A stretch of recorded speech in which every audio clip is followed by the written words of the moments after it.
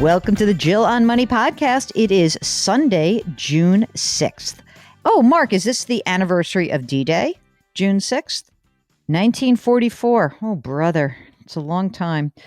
So I guess after we've had Memorial Day and also D-Day, maybe you have an idea about thinking about this or not. I don't know. But today we have the second part of our interview with Katy Milkman. She is the academic. She is a behavioral economist. She's at the University of Pennsylvania at the Wharton School. She's written a book called How to Change: The Science of Getting from Where You Are to Where You Want to Be.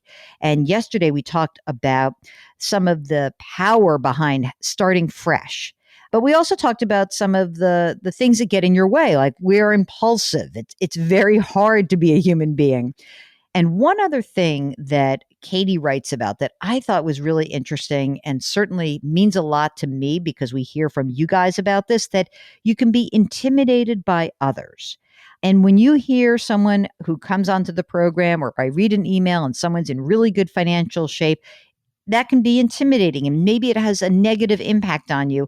And what I want to stress is that you don't have to be that person. You just have to be where you are. We want to meet you where you are. So in this part of the interview, we're going to talk about that. And we're going to talk about some of the things, the tools that I need to employ more to make you guys feel less intimidated by others. So here is the second part of our interview with Katy Milkman. One of the things that was very striking to me is this part of the book where you talk about how people can be intimidated when they hear successes of others. And I want to tell you, I want to get your advice, because on this program, we have people who will contact us who have a ton of money. And we have people who contact us who have no money. And often we'll get sort of like a snide remark, or someone will write to me and be like, oh, you only put rich people on the air. And I always say, well, I don't really care. Rich people, poor people, like whoever has a financial question will answer it. What is it about hearing about someone else's success that makes people feel bad and not really even think about well, that has nothing to do with me? Like, what is it that I can do better when I'm talking to these people to make them feel like, hey, it's all inclusive. Like, we'll bring everyone on the air. What can I do better? That's a really wonderful question. What you're talking about, it relates to research on social norms. So social norms are the behaviors we see others exhibiting that can be contagious. So I see everybody else is studying hard in my dorm, and it makes me likely to be a more studious freshman, for instance. And, other behaviors can be contagious too. I learned that a bunch of my friends went to a retirement savings workshop and they're all going to open 401ks. I'm a bit more likely to do the same. But the challenge comes when the people you're observing taking some action that you might not otherwise have thought to take yourself are people who feel out of reach. You can't relate to them. They seem impossibly successful or impossibly different. So the more we can relate to someone, the more we want to follow in their footsteps, and we recognize the information as valuable that they give us and imitable. I like it. So the more you can do, I think, to make those callers really relatable and highlight what's the same about all of us, what our common struggles are, even, by the way, like common demographic traits. Hey, they're from the same region. They grew up with a similar set of circumstances. Whatever you can do, it makes the person more relatable and feel more like you, tends to increase the likelihood we'll follow them. There's this really interesting study that was done. This is going to sound like a weird context, but this interesting study done with hotel towel reuse, trying to encourage people to reuse their towels by telling them lots of other people reuse their towels. And there were different messages tried about whether it was just lots of other people or lots of other people who are also citizens. The most effective framing was other people who literally stayed in the same hotel room, which seems like a funny basis for having a lot of identification, but people could identify, hey, oh, it really was a similar set of circumstances. So the more you can highlight that, the better. How do we keep people on track and not lose them in the process? I mean, I hate finger waggers. It's like one of my pet peeves. I hate when people are like, you did this wrong or you're spending too much money. I don't think that works, first of all. What is the positive way to reinforce the good behavior? There are a lot of positive things that we can do to reinforce behavior, and that is so important. That rewards after something good has happened are a big part of what helps form cycles of virtuous behavior. That's where habits come from, right? You consistently do the same thing and you get rewarded for it, and then it turns into a habit. So certainly, just cheering people on for their successes rather than finger wagging for their failures is likely to add value if you're trying to create those virtuous cycles.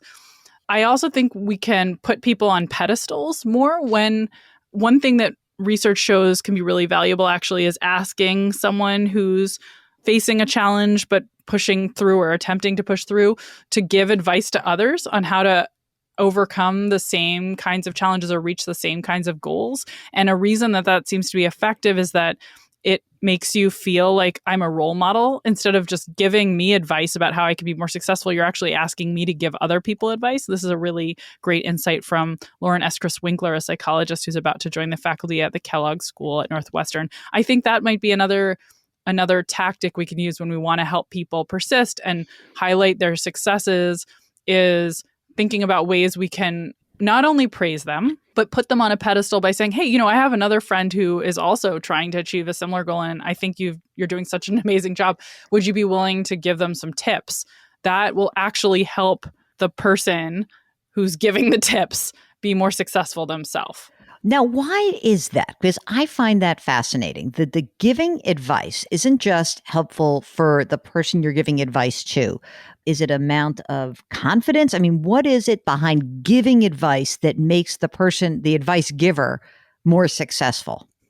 There's a few ingredients. And by the way, almost everything that is effective in this realm has a few things going on. It's almost always multiply determined. That's part of the power. But one is absolutely the self-confidence boost that you get from being asked to give advice. Someone is telling you, I believe in you. I think you have useful insights to share. And that puffs out your chest and makes you feel more motivated and more capable right away. But there's other magic ingredients as well, including now that I have to give someone advice, I have to introspect more deeply so that I have something to say about what really does work. I have to put that into words for someone else. And when you articulate something, you are more likely to dredge up insights you might not have had already that then could help you. But also, once you tell someone else you should do this, you're going to feel like a hypocrite if you don't do it yourself.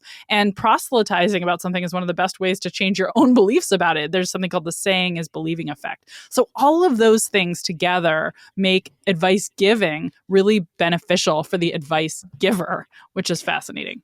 In the book and in your research, you are a behavioral economist, you are an academic. What surprised you in your findings that was counterintuitive that you never would have believed before you started actually researching that? I think the most counterintuitive finding from all of my work has been around the best way to form habits. And we did this experiment. I mentioned Google earlier. This was actually, I went back to Google and did this work with some of the folks I had talked to about the fresh start effect. And we were trying to figure out how to help employees form lasting exercise habits. Actually, after the start of a new year, lots of people want to form them, go to the gyms on campus. And we had about 2,500 people sign up. And we had this formula in our heads that we were sure would produce lasting change, which was get people to go in a really consistent manner at the same time of day, every day that they went for a month. And then we thought if we could just really motivate people to be consistent in that routine, that we'd create a sticky habit that would endure. And we compared getting people to go always at the same time to getting them to go in a more variable pattern, just as a test to see, maybe flexibility was valuable. We were pretty sure it was that consistency that would breed routine. So we had two groups, randomly assigned them. One group we got going to the gym 85% of the visits at the same time. The other group went at the same frequency, but in a more varied pattern. About half the visits were at the same time.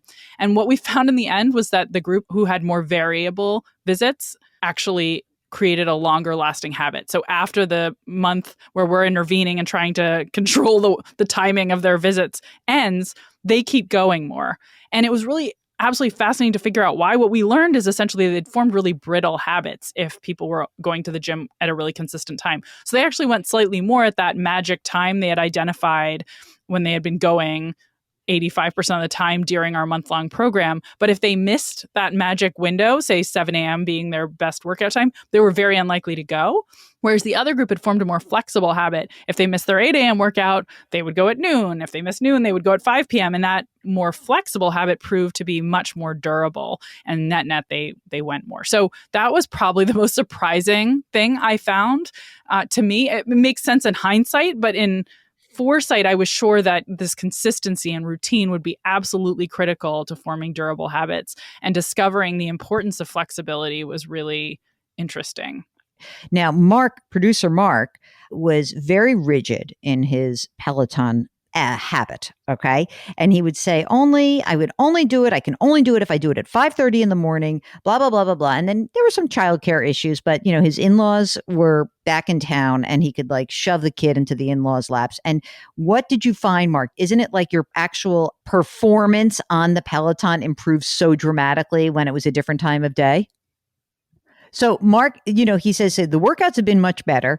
And what's fascinating to me about that is that I think that it's partially could be it's a different time of day, but it's also partially like there's no anxiety around like I have to get this done within this certain time. And if I don't get it done, then I can't feed my kid. And then like it throws your whole schedule off. But to give yourself some flexibility, I think that that's a mindset that we could all adopt. Because I think that when I'm talking about personal finance issues, that like you can get so rigid in this, but there are a lot of different ways to give people options. And so I really did appreciate so much of your book, because I think it's going to, I hope we'll see, is going to make me better at providing this kind of advice to people. And I really appreciate you joining us. So if you want to check it out, How to Change: The Science of Getting from Where You Are to Where You Want to Be.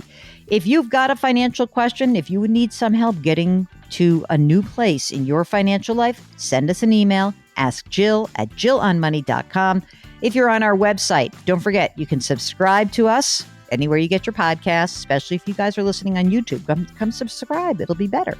Don't forget to leave us a rating or a review, and try to do something nice for someone else today. Use that grit, use that growth, and have some grace. We'll talk to you tomorrow.